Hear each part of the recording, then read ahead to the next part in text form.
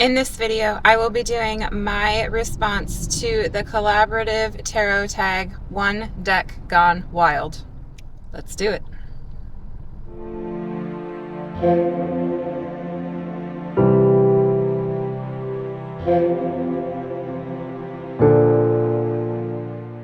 Right now, my cat is getting operated on, and I'm trying really hard to just sort of distract myself for a little while. So I thought while I'm waiting in line for a London fog, I might as well film an intro for this video. Before I went on my little hiatus, I was asked by a couple of people actually if I would do a response to this tag. And it went on my list. I absolutely was going to do it, intended to do it, and I figure I might as well do it now. This tag was a collaborative effort. I believe it started on Discord. I don't do the Discords, so I don't know. But I first saw it on Chrissy Bentley's channel. So I will link that original video below. And Chrissy on her video has all of the prompts. There's a huge number of prompts. It's like 30 something prompts. I will not be doing all of those. In fact, I don't even know how many I'll be doing actually off the top of my head. I'll put the number of the prompts that I'm doing right here somewhere, maybe.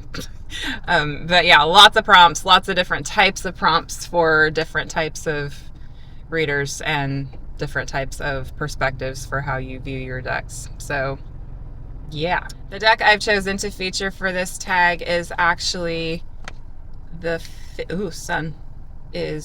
Fields Tarot. I won't be showing cards in the car because no. But one of the prompts is why you chose this deck, and I will be answering that.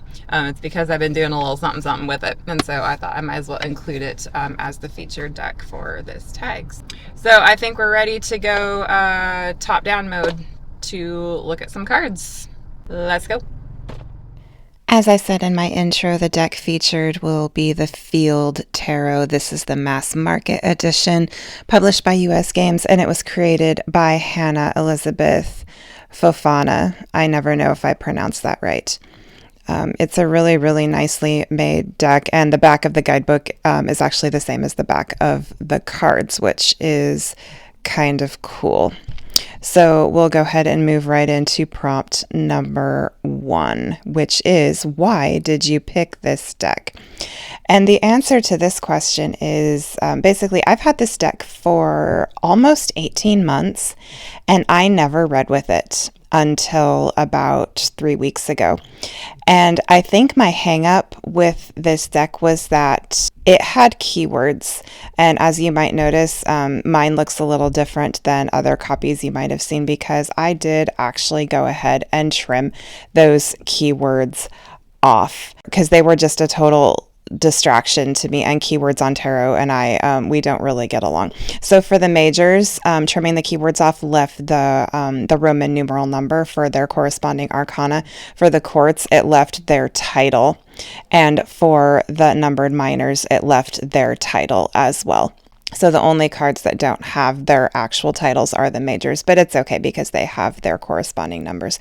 In addition to trimming the keywords off, I also did a little edging in light gray. I wanted something subtle and not too much, just something to kind of give it a little bit of texture and sheen, and it kind of picks up that top corner there in the back of the card. And I'm really, really thrilled with how this turned out. Once I trimmed this copy, it became an entirely different deck, and reading it has become an absolute joy.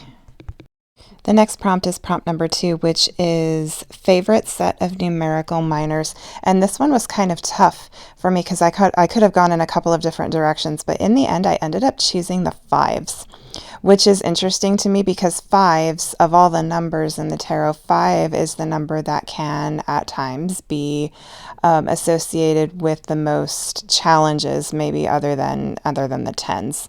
Kind of have that middle point and that end point.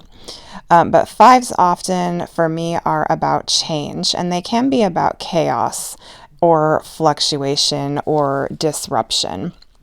Anything that breaks up that stability of the 5, and that can be positive or negative depending on context. But I really like what was done with the 5s here. If you look at the Five of Wands, for example, each of those jewels at the top of the wand, it's a different color. So for me, that can sort of represent the different viewpoints that are involved that can sometimes clash and be a bit opposing, or if worked productively, can come together and create something, really, really great. If you look at the Five of Pentacles, all the pentacles are different. And the shading on the swords, on the hilts, those are all a bit different as well. I really like what was done with the pip miners in this set.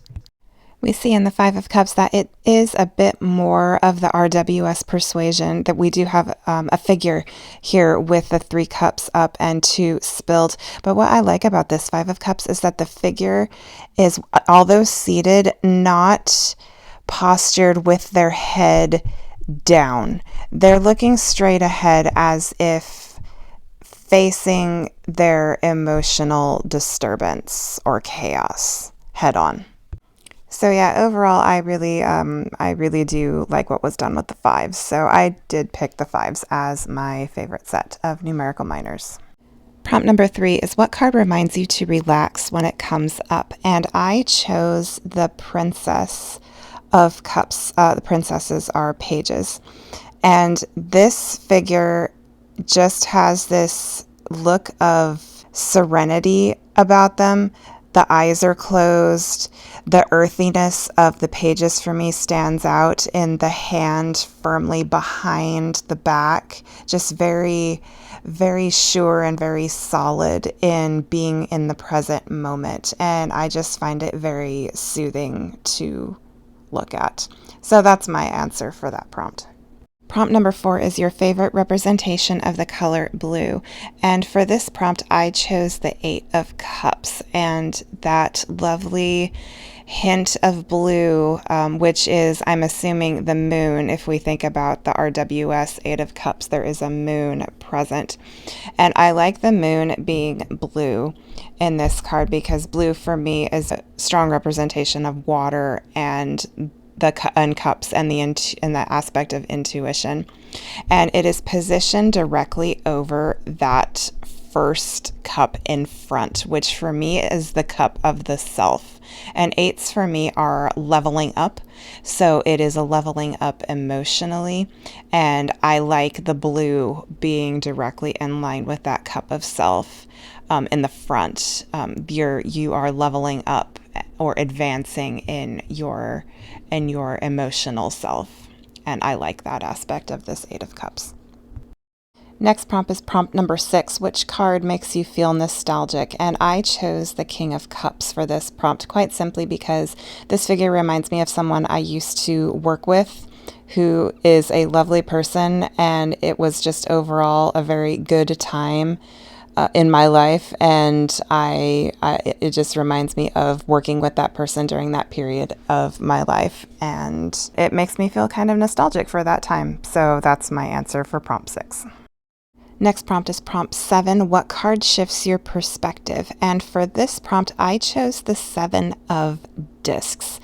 And my reasoning for this is the depiction of chakras. Chakras as a concept for me doesn't always resonate, particularly when it comes to tarot. But in this card, I feel it actually works quite well just because of the chakra association and connection with the body, and the discs, pentacles, coins association with the body and physicality. And one of the keynotes I use most often for 7 is direction. And if we think about the concept of chakras and how they work, it's the direction of energy from the bottom to the top. So in that context, this can actually work quite well for me with regard to directing energy in the physical form.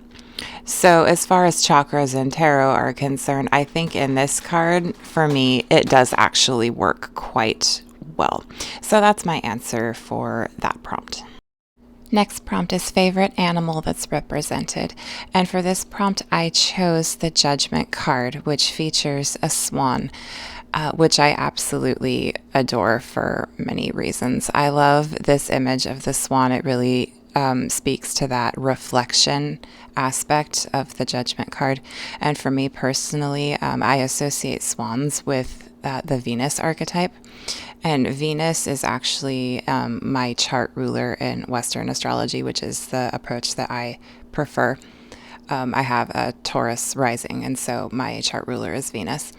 And so I associate swans with Venus. And also, the ruler of judgment is Pluto, and Pluto is the ruler of my sun sign of Scorpio. So this card sort of ties in my sun sign and my ascendant. And that's why I chose it for favorite animal. Next prompt is which card consistently follows you or appears from this deck? And for me, that has been the Temperance card. I haven't done a whole lot of readings with this deck yet, mainly because after the alteration, which was recently, I started working with it more. But Temperance has shown up for me more often than I would anticipate. So that's my answer for this prompt.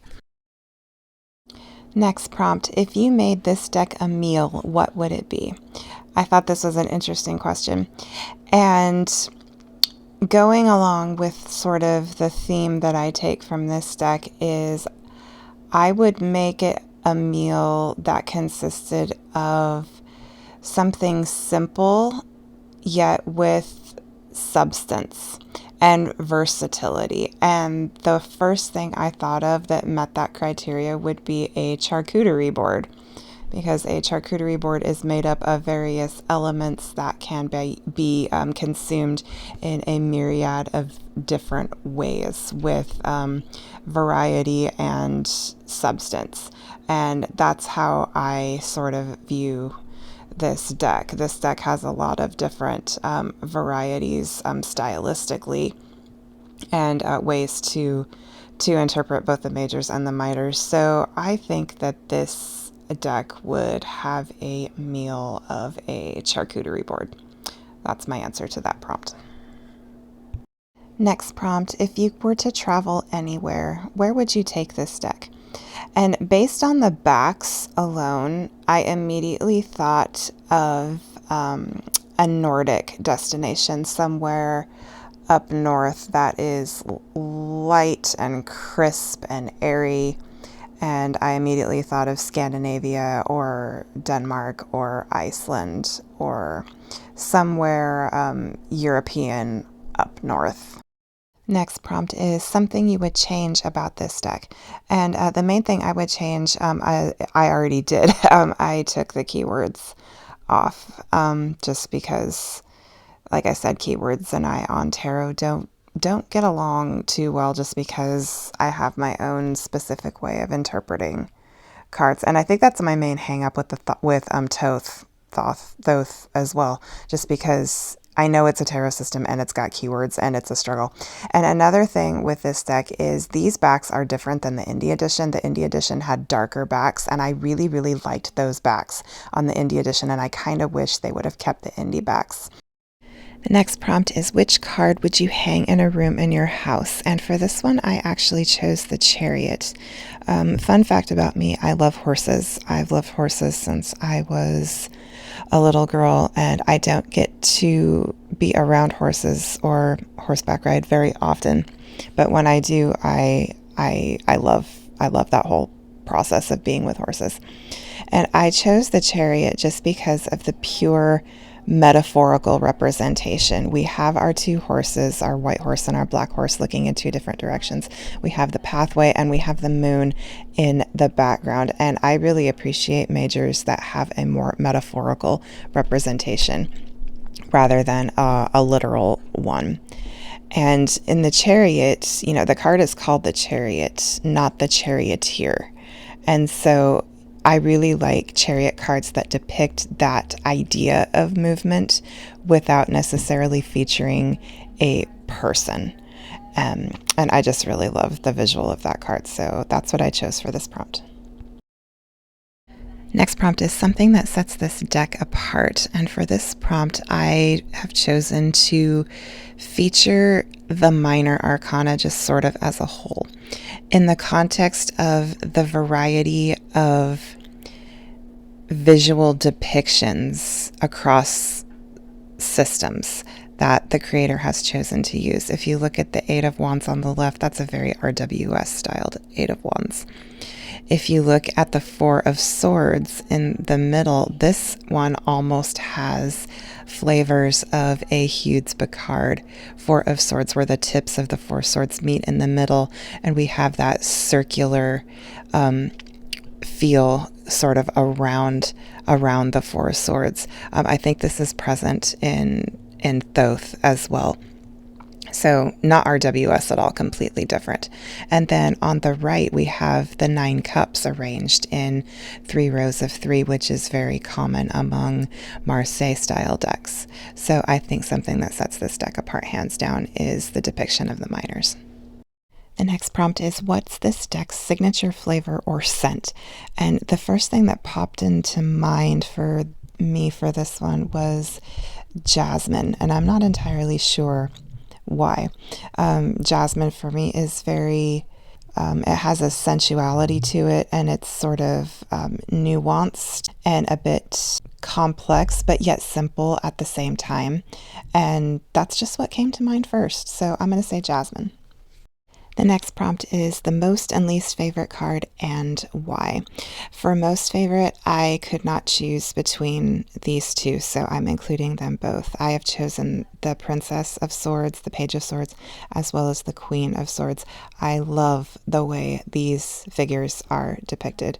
For the Princess or the Page, that earthiness, the earth of air is really present for me in the kneeling on the ground, and there's a humility for me in this card that I feel is not often portrayed in the Page of Swords energy, and I just think it's beautiful. And for the Queen, there's a softness and a sensuality in this card for me that is just absolutely amazing. The Queen of Swords for me is one of the cards that I feel is the most one-sided often as far as interpretation goes. I feel the same way about the Knight of Wands as well. But I love it when the Queen of Swords has a softer side, because queens for me are water of their suit. And for me, that's really, really present here in this Queen of Swords. For the least favorite, we'll just get it out of the way and put the Three of Swords down, just because this is, of all of the miners that have had a spin put on them in this deck, for the Three of Swords, we have the same old 3 swords through the heart. And there's nothing wrong with that. It's very traditional. I just really would have liked to have seen what the creator could have done with a bit more expansiveness regarding perspective in this card. Although I do think that heart does kind of look like a strawberry, which I think is interesting. But so yeah, most and least favorite cards. Next prompt is, does any card remind you of someone and who? I kind of already went over this with my King of Cups choice, so I decided to kind of take this in a fictional character direction, and I chose the King of Wands because for me it is King Thranduil from The Hobbit all day long, and I can't unsee it. And so yeah, this King of Wands is King Thranduil, and that's that. The next prompt is, which card in the deck do you feel most represents you right now? And for this, I chose the Nine of Swords. I actually rather like this depiction of the Nine of Swords. It's very RWS based, but the figure in the bed remains asleep. And this could implies to me maybe not sleeping well, or maybe having very active dreams. Just that mental activity. Nines for me are about accumulation and culmination and the peak of the suit. And so it could be very active dreaming. And I really feel this has just been me for the past few weeks. I've had a lot going on mentally, and sleep has been hit or miss. So that's how I'm feeling at the moment as far as this deck is concerned. Next prompt, what card in the deck do you feel gives a unique spin on your regular opinion of that card? And I chose the Tower. This Tower card is interesting to me, mainly because the Tower, the perspective of the Tower, it's that it's rather small. It's not an overly large tower, and this isn't the first deck to kind of give those teeny tiny tower depictions. But what I like about this interpretation is the directionality of the lightning. In many tower cards, we see the lightning striking the top of the tower, which for me is symbolic of the sudden insight or bursting of the crown or of the ego. But in this card, we see it more in the middle, maybe like where the throat or the heart would be. And it's just it's an interesting thought to me about how tower moments don't always have to be these big one-off cataclysmic things. They can be these little everyday things that eventually add up over time, and it's not necessarily, earth-shattering all at once. It'll kind of poke and prod and pick at you in various different ways and in various different places. But eventually you will get to that point where something's got to give. And I do like that interpretation and visual depiction of the tower in this deck. Next prompt, which card or cards make you laugh? And for this prompt, I chose the Three of Cups. I often find Three of Cups cards funny in decks, and I don't entirely know why. I think just because, you have three figures, and there's just bound to be something somewhere that is kind of a one-off. But the figure in the middle cracks me up, just because if you notice the other two figures, they have their cups raised sort of in unison, but the figure in the front's just like, yeah, ain't nobody got time for that. I'm drinking my drink. But she's holding the hand of the person next to her, and that's like saying, I'm with you, but I'm doing my own thing. And that figure actually kind of reminds me of me, the brow line and the profile, and it makes me laugh because that's kind of what I would do. So that makes me laugh. And the last prompt, what is this deck's favorite spread? And so far, this deck reads for me really well in a 3 card, or a 3+1, as in 3 cards in the main spread, and then the bottom of the deck for elaboration or clarification or whatever the situation calls for.